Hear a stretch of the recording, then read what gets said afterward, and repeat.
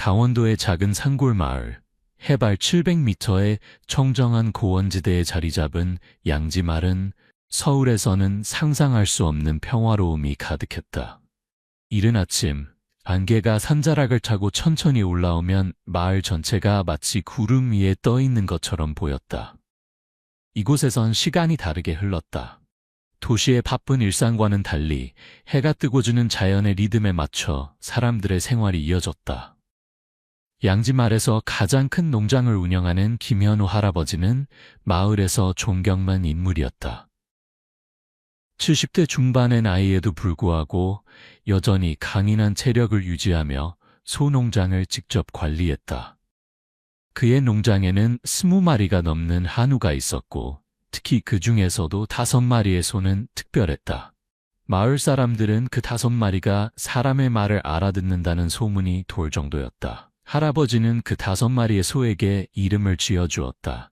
마지인 하늘은 농장에서 태어난 첫 번째 소로 하늘색 반점이 있는 검은 털이 특징이었다. 두 번째 구름은 하얀 털이 마치 구름처럼 부드러워 보였다. 세 번째 별은 이마에 별 모양의 흰 반점이 있었다.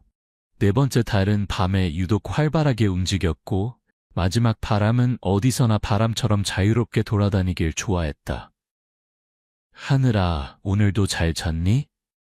김 할아버지가 아침마다 외양간에 들어서며 묻곤 했다.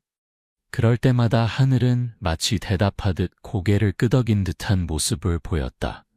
할아버지는 소들과 대화하는 것을 즐겼고 마을 사람들은 그런 할아버지를 보며 미소 지었다. 그날은 여느 날과 다르지 않게 시작되었다. 이른 아침, 김 할아버지는 소들을 위한 사료를 준비하고 있었다. 그때 그의 손자 민준이 급하게 달려왔다. 할아버지, 큰일이에요. 학교 가는 길에 어떤 아이가 혼자 울고 있어요. 민준은 12살 소년으로 학교에 가기 위해 매일 아침 마을 외곽의 버스 정류장까지 걸어갔다. 오늘도 평소처럼 가방을 메고 집을 나섰는데 마을로 이어지는 작은 오솔길에서 낯선 광경을 목격한 것이다. 어디서? 어떤 아이인데? 할아버지가 물었다. 모르겠어요. 제가 본 적 없는 아이예요. 옷도 다 젖고 더러워져 있었어요. 말을 걸어봤는데 대답도 안 해요. 할아버지는 즉시 민준과 함께 현장으로 향했다. 소들은 그날따라 이상하게 불안해 보였다. 특히 5마리의 특별한 소들은 마치 무언가를 감지한 듯 외양간 문 쪽을 계속 바라보았다. 오솔길에 도착한 할아버지와 민준은 나무 아래 웅크리고 앉아있는 한 소년을 발견했다. 8살 정도로 보이는 그 아이는 눈물로 얼굴이 범벅이 되어 있었고 옷은 흙과 이슬로 젖어 있었다.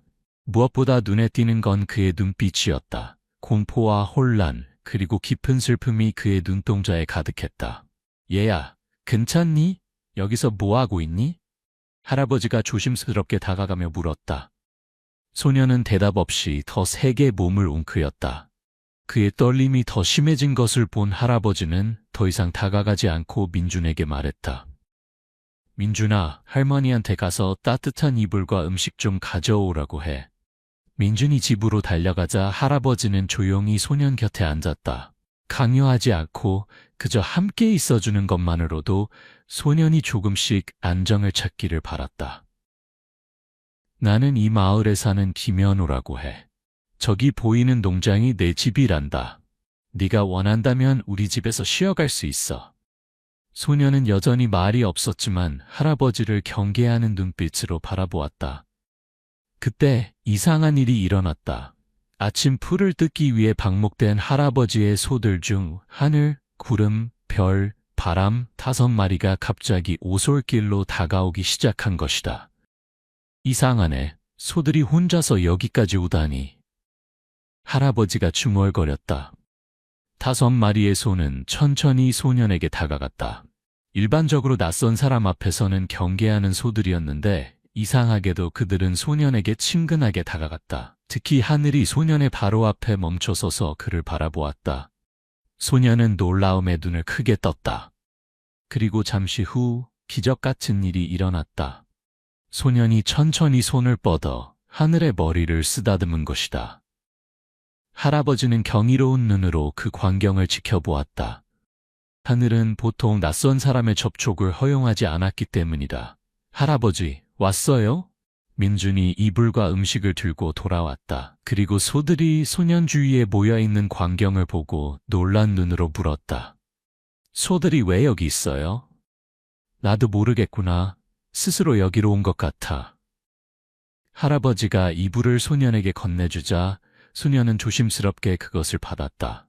그리고 처음으로 작은 목소리로 말했다. 고맙습니다. 그 한마디에 할아버지와 민주는 안도의 미소를 지었다. 소년은 이불을 어깨에 두르고 조금 전보다 편안해 보였다. 하지만 여전히 그의 눈에는 불안이 가득했다. 이름이 뭐니? 할아버지가 다시 물었다. 잠시 침묵 후 소년이 대답했다. 진우, 이진우예요. 진우야, 배고프지? 여기 할머니가 만든 김밥이 있단다. 진우는 망설임 없이 김밥을 받아먹기 시작했다. 굶주린 듯 빠르게 음식을 먹는 모습을 보며 할아버지는 이 아이가 꽤 오랫동안 제대로 된 식사를 하지 못했을 것이라고 짐작했다. 진우야, 우리 집에 가서 더 먹을래? 따뜻한 국도 있어. 진우는 잠시 생각하더니 고개를 끄덕였다.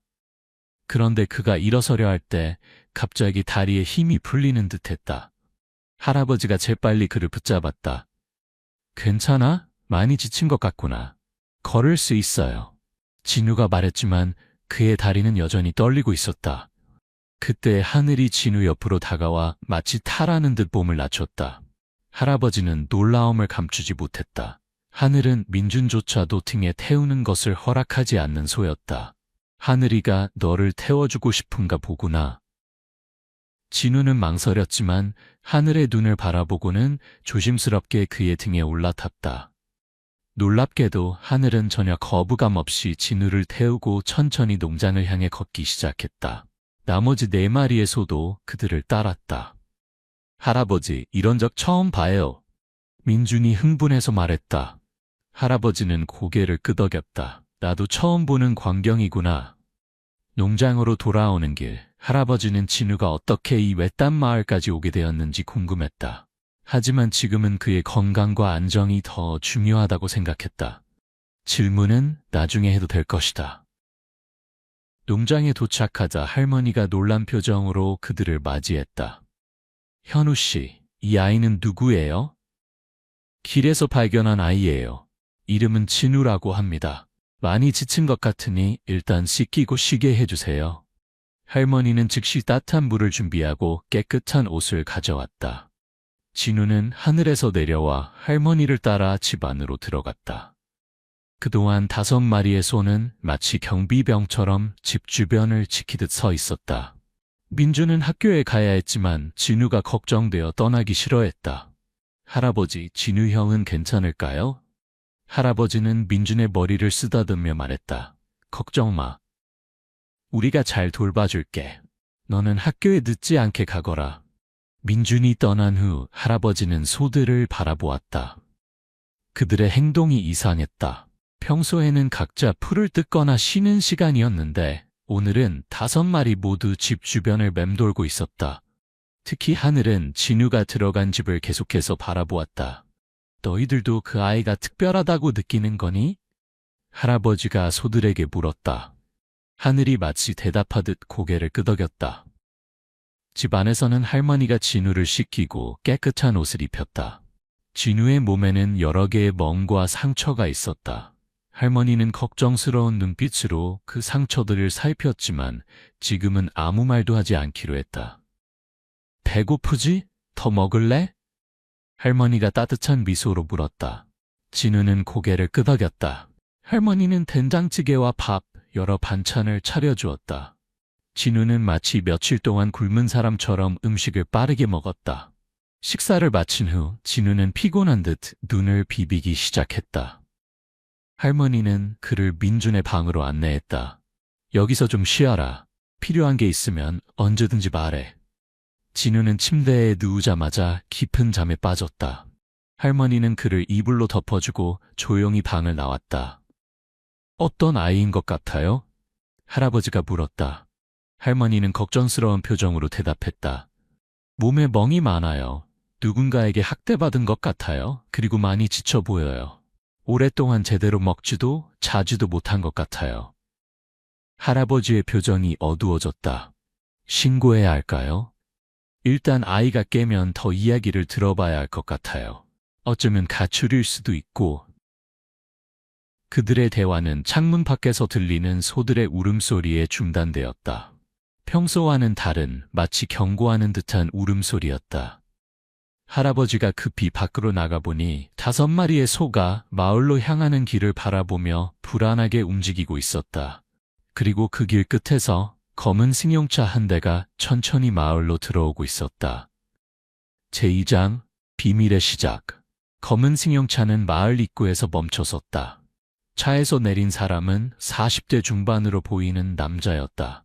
그는 정장을 입고 있었으며 도시에서 온 사람임이 분명해 보였다. 그는 주변을 둘러보더니 가장 가까운 집으로 향했다. 그 집은 마을 이장 박영호 씨의 집이었다.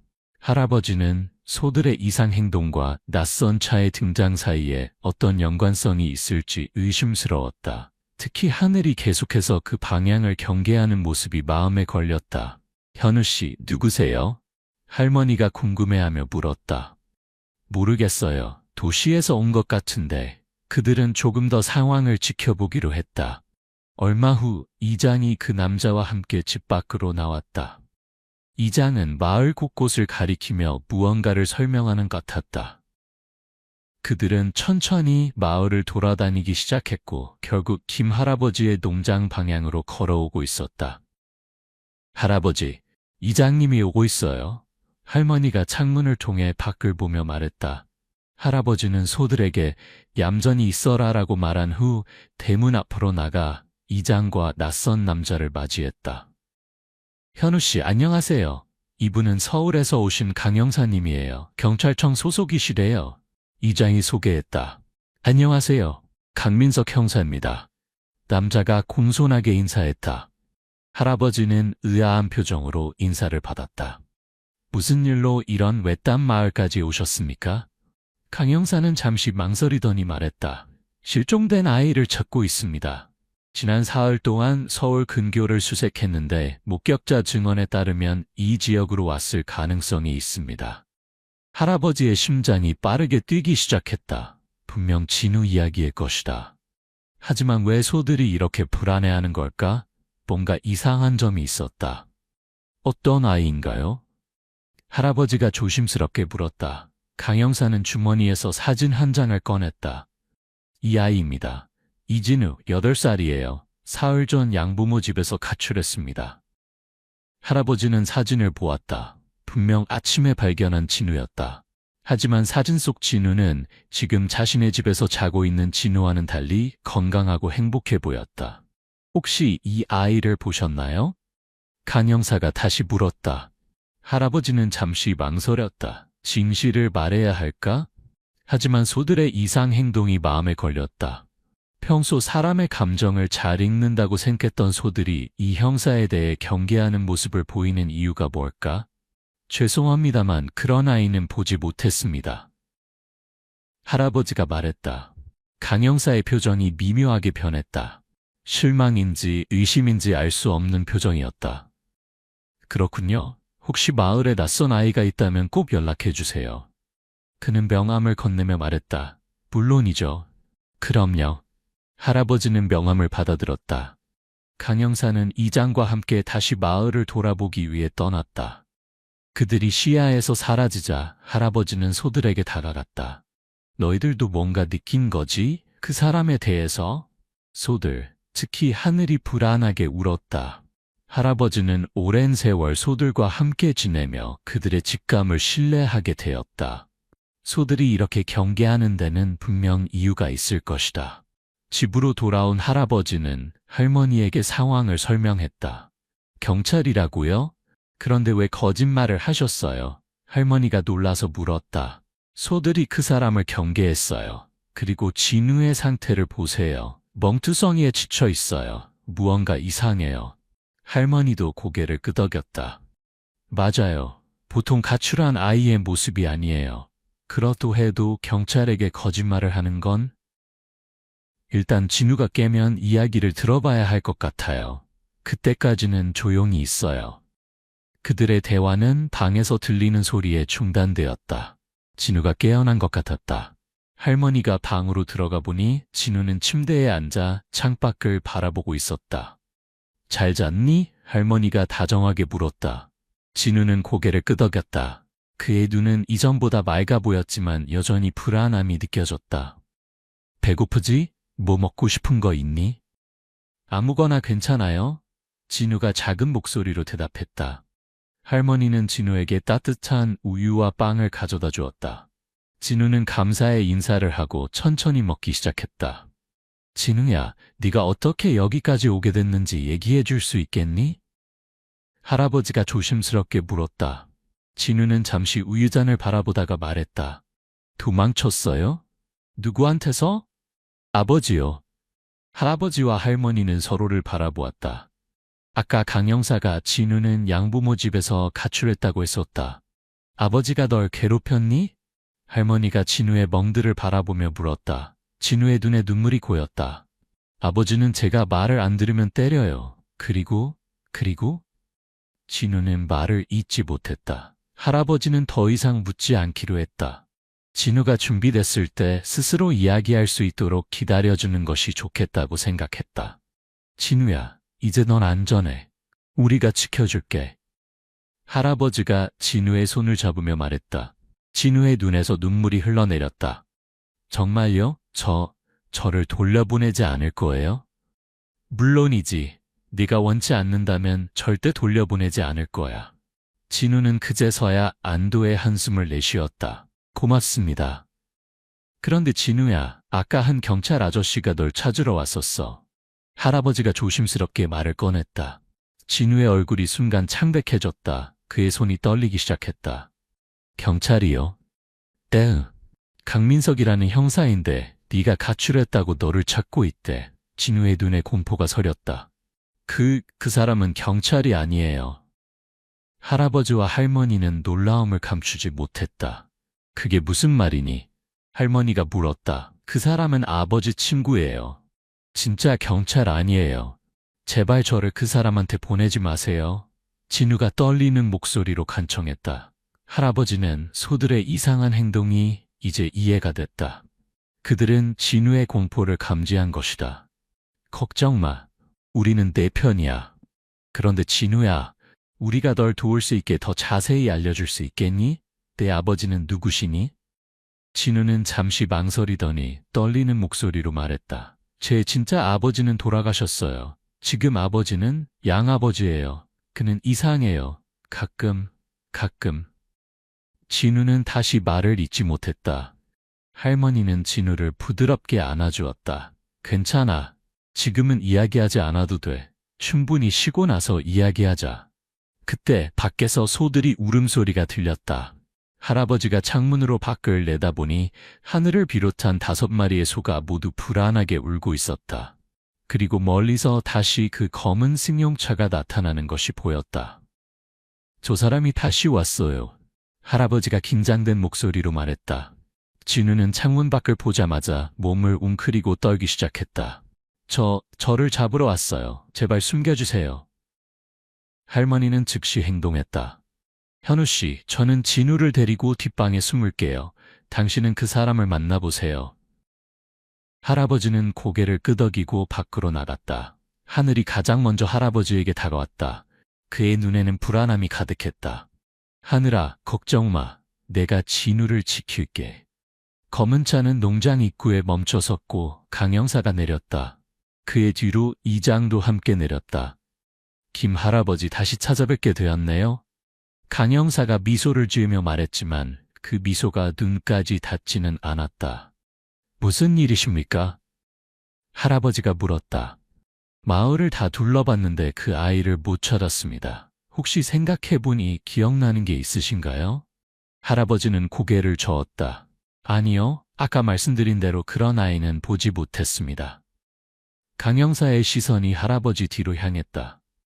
그런데 참 이상하네요. 마을 어귀에서 자동차 타이어 자국을 따라왔는데 흙에 남은 발자국이 바로 이 농장으로 이어지더군요. 할아버지는 침착하게 대답했다. 그건 아마 제 손자 민준이가 학교 가는 길이었을 겁니다. 매일 아침 이 길로 버스 정류장까지 걸어갑니다. 그렇군요. 강 형사의 표정에는 의심이 가득했다. 실례지만 집안을 좀 둘러봐도 될까요? 아이의 양부모님이 많이 걱정하고 계세요. 그 순간 하늘이 갑자기 크게 울음소리를 내며 강 형사와 할아버지 사이로 뛰어들었다. 하늘의 갑작스러운 행동에 강 형사는 놀라 뒤로 물러섰다. 저 이소가 왜 이러죠? 강 형사가 당황한 표정으로 물었다. 할아버지는 마음속으로 하늘에게 고마워하며 말했다. 죄송합니다. 하늘이가 낯선 사람을 경계해서 그래요. 보통은 이렇게 행동하지 않는데 오늘따라 좀 예민한가 봅니다. 이장이 한 발 앞으로 나섰다. 강 형사님, 김 할아버지는 마을에서 가장 신뢰할 수 있는 분입니다. 그가 본 적 없다고 하면 정말 없는 겁니다. 강 형사는 잠시 생각하더니 고개를 끄덕였다. 알겠습니다. 하지만 혹시 그 아이를 보게 되면 꼭 연락 주세요. 아이의 안전이 걱정됩니다. 물론이죠. 강 형사는 마지막으로 주변을 둘러보더니 차에 탔다. 이장도 인사를 하고 함께 떠났다. 할아버지는 그들이 완전히 시야에서 사라질까지 기다렸다가 집으로 돌아왔다. 할머니와 진우는 뒷방에서 나왔다. 갔어요? 진우가 떨리는 목소리로 물었다. 응, 갔단다. 걱정 마. 진우의 얼굴에 안도의 표정이 스쳐 지나갔다. 그러나 그의 눈에는 여전히 공포가 남아 있었다. 진우야, 이제 우리에게 진실을 말해줘야 해. 할아버지가 진지한 목소리로 말했다. 그 사람이 왜 너를 찾고 있는 거니? 그리고 왜 그가 경찰이 아니라고 생각하는 거야? 진우는 깊게 숨을 들이쉬고 말을 시작했다. 그 사람은 아버지 친구예요. 가끔 우리 집에 와요. 그리고 그 사람도 저를 아버지처럼 대해요. 할머니의 얼굴이 창백해졌다. 어떻게 대한다는 거니? 진우는 눈물을 흘리기 시작했다. 때려요. 그리고 이상한 사진도 찍어요. 할아버지와 할머니는 충격의 말을 잇지 못했다. 아동학대와 더 심각한 범죄의 가능성이 있었다. 그래서 도망친 거구나. 할아버지가 마침내 말했다. 진우는 고개를 끄덕였다. 아버지가 출장 간 사이에 도망쳤어요. 하지만 아버지가 돌아와서 제가 없는 걸 알면 분명 그 사람을 불러서 저를 찾으라고 했을 거예요. 어떻게 여기까지 온 거니? 할머니가 물었다. 버스 타고 왔어요. 돈은 아버지 지갑에서 몰래 조금 가져왔어요. 진우가 죄책감 있는 표정으로 말했다. 나쁜 짓인 거 알아요. 하지만 다른 방법이 없었어요. 할머니는 진우를 꼭 안아주었다. 괜찮아, 넌 잘못한 게 없어. 할아버지는 결단을 내렸다.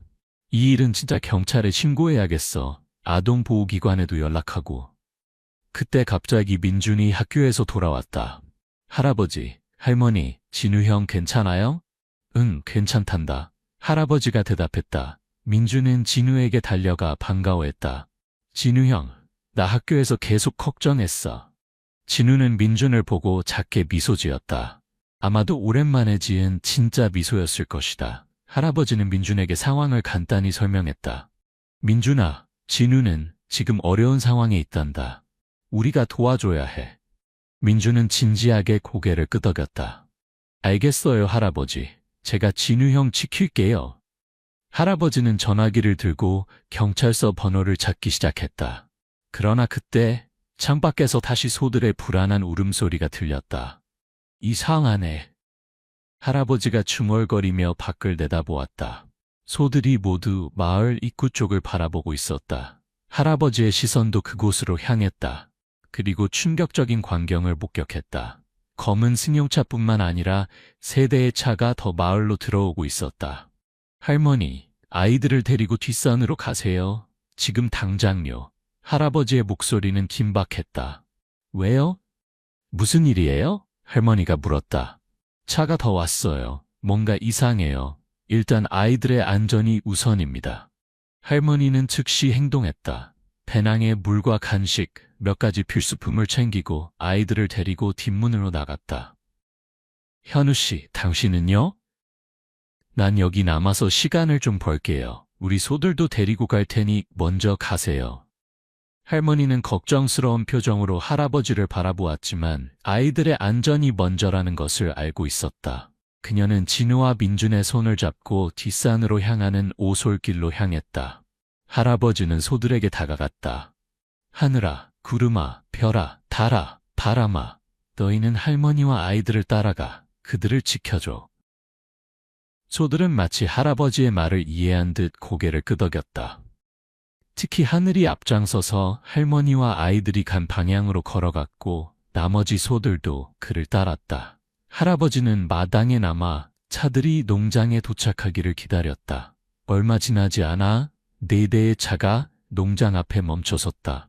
강영사를 포함해 총 6명의 남자가 차에서 내렸다. 김현우 씨, 우리가 다시 왔습니다. 강영사가 말했다. 이번에는 수색 영장을 가지고 왔습니다. 할아버지는 의아했다. 이렇게 빨리 영장을 발부받는 것이 가능한가? 뭔가 이상했다. 영장을 보여주시겠습니까? 할아버지가 물었다.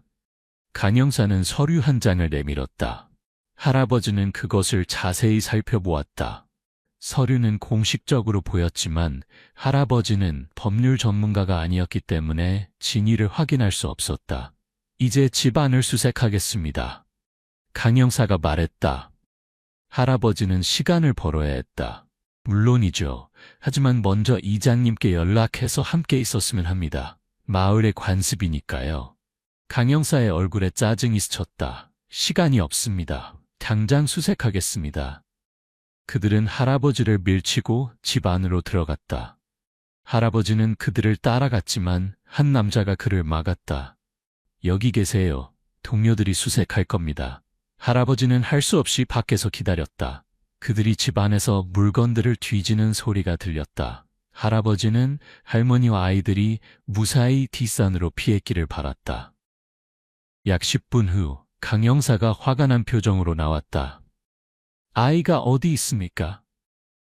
제가 아까 말씀드렸듯이 그런 아이는 본 적이 없습니다. 할아버지가 침착하게 대답했다. 거짓말 마세요. 방금 수색해보니 아이가 분명히 여기 있었어요.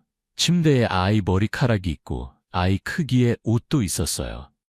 할아버지는 당황했지만 침착함을 유지했다. 그건 제 손자 민준이의 것입니다. 아까 말씀드렸잖아요. 당신 손자는 어디 있습니까? 학교에 갔습니다. 학교는 이미 끝났을 시간입니다. 할아버지는 잠시 망설였다.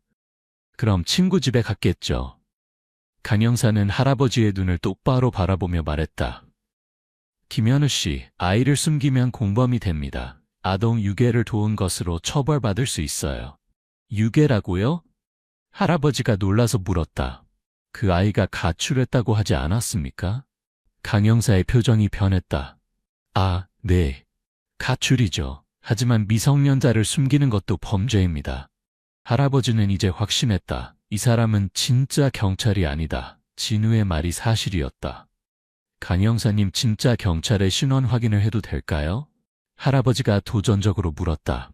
강영사의 얼굴이 순간 굳었다가 다시 무표정으로 돌아왔다. 물론이죠. 하지만 그 전에 아이를 찾는 게 우선입니다. 그는 동료들에게 신호를 보냈다. 주변을 다 뒤져. 아이는 분명히 근처에 있을 거야. 남자들은 농장 주변으로 흩어졌다. 그들은 창고, 헛간, 외양간을 수색하기 시작했다. 할아버지는 소들이 지금 뒷산으로 가고 있다는 사실에 안도했다. 그때 마을 입구에서 순찰차 한 대가 들어오는 것이 보였다. 진짜 경찰이 온 것이다. 할아버지는 이장이 무슨 일이 있는지 의심하고 경찰에 신고한 것이라고 짐작했다. 강영사와 그의 동료들도 순찰차를 발견했다. 그들의 표정이 순간 긴장되었다. 빨리 아이를 찾아. 강영사가 다급하게 명령했다. 순찰차가 농장에 도착했고 2명의 경찰관이 내렸다. 여기서 무슨 일이 벌어지고 있습니까? 한 경찰관이 물었다. 강영사가 앞으로 나섰다. 실종 아동을 찾고 있습니다. 저는 서울경찰청 강민석 형사입니다. 경찰관은 의심스러운 눈으로 그를 바라보았다. 신분증을 보여주시겠습니까? 강영사는 주머니에서 뭔가를 꺼내려 했지만 갑자기 돌아서서 자신의 동료들에게 소리쳤다. 가자. 순식간에 그들은 차에 올라타 농장을 빠져나갔다. 경찰관들은 놀라 잠시 멈칫했다가 바로 순찰차로 달려가 그들을 추격하기 시작했다. 할아버지는 깊은 한숨을 내쉬었다. 위기는 잠시 피했지만 이제 진우의 안전이 더욱 걱정되었다. 그는 즉시 뒷산으로 달려갔다. 뒷산 오솔길을 따라 올라가면서 할아버지는 소들의 발자국을 따라갔다. 약 20분 정도 올라갔을 때 소들이 모여있는 모습이 보였다. 그리고 그 가운데 할머니와 아이들이 앉아 있었다. 괜찮아요? 할아버지가 숨을 헐떡이며 물었다. 할머니가 안도의 표정으로 고개를 끄덕였다. 네, 다들 괜찮아요. 아이들도 용감하게 잘 따라왔어요. 민주는 하늘의 등에 기대어 앉아 있었고 진우는 구름 옆에 앉아 그의 털을 쓰다듬고 있었다. 소들은 마치 아이들을 보호하듯 그들 주위에 둥글게 모여 있었다. 무슨 일이 있었어요? 할머니가 물었다. 할아버지는 상황을 설명했다. 강영사라는 사람은 진짜 경찰이 아니었어요. 진우가 말한 대로였어요. 다행히 진짜 경찰이 와서 그들은 도망갔어요. 이제 어떻게 해요? 할머니의 목소리에 걱정이 묻어났다. 진짜 경찰에게 모든 상황을 설명하고 아동보호기관에도 연락해야 해요. 진우를 안전하게 보호해야 해요. 진우가 걱정스러운 눈으로 물었다. 저는 어떻게 되는 거예요? 아버지한테 돌아가야 해요? 할아버지는 진우에게 다가가 부드럽게 말했다. 아니, 진우야. 네가 안전할 때까지는 절대 그렇게 하지 않을 거야. 우리가 널 지킬게. 그런데 경찰이 오면 저를 데려갈 수도 있잖아요. 걱정 마. 우리가 네 편이야. 넌 이제 혼자가 아니야. 진우의 눈에 눈물이 고였다. 그는 처음으로 안전함을 느끼는 것 같았다. 민준이 갑자기 말했다. 할아버지, 소들이 진우 형을 어떻게 알아봤어요? 아침에 하늘이가 진우 형을 태워준 것도 신기했어요. 할아버지도 그 질문에 대한 답을 알고 싶었다. 그는 하늘을 바라보았다. 하늘은 마치 대답이라도 하듯 진우 쪽으로 천천히 걸어가 그 옆에 누웠다. 진우가 조용히 말했다. 저는 항상 동물들과 이야기할 수 있었어요. 모두가 놀란 눈으로 진우를 바라보았다. 이야기한다고? 할아버지가 물었다. 네, 그들의 생각을 들을 수 있어요. 그들도 제 생각을 알아요. 아버지는 그게 이상하다고 했어요. 미친 거라고? 진우의 목소리가 떨렸다. 할아버지는 갑자기 무언가를 깨달았다. 그래서 소들이 진우에게 특별한 반응을 보인 것이다. 그들은 서로 소통하고 있었던 것이다. 진우야, 그건 미친 게 아니야. 그건 특별한 선물이야. 할아버지가 진심을 담아 말했다. 정말요? 물론이지.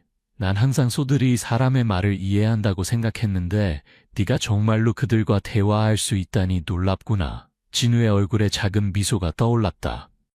하늘이가 할아버지를 많이 좋아한대요. 할아버지가 자기를 가족처럼 대해줘서 고맙대요.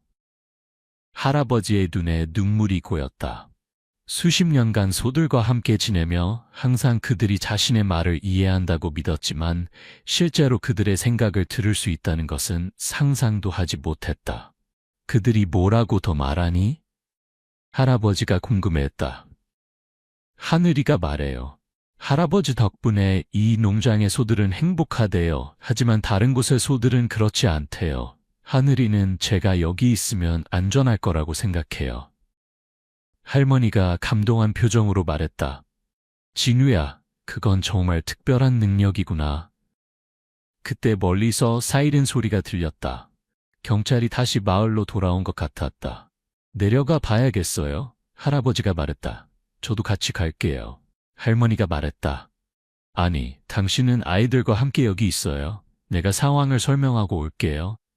할아버지는 산을 내려가기 시작했다. 하늘이 그를 따라오려 했지만 할아버지는 멈춰 세웠다. 하늘아, 너는 여기서 아이들을 지켜줘. 하늘은 마지못해 그 자리에 남았다. 할아버지는 마을로 향하는 길을 따라 내려갔다. 농장에 도착하자 2대의 순찰차와 1대의 일반 승용차가 주차되어 있었다. 경찰관들과 정장 차림의 여성 1명이 서 있었다. 김현우 씨신가요? 한 경찰관이 물었다. 네, 맞습니다. 저는 강원경찰서 김준호 경위입니다. 아까 신고가 들어와서 왔었는데 이상한 일이 있었다고 들었습니다.